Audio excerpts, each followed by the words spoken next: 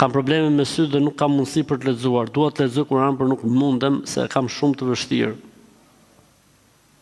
Po kontrollohu për syt inshallah, bëj operacion sysh. Por mund të bësh khat me Kur'anin me dëgjim.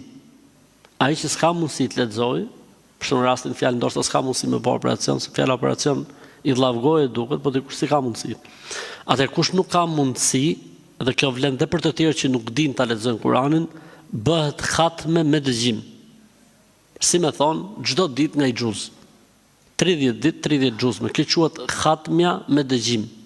Khatmja me dëgjim. Khatmja më e mirë është khatmja me mbyllja e Kur'anit për khatmja. Khatmja më e mirë është khatmja me lexim. Po kush nuk ka mundësi me lexim, e bën khatmen me dëgjim.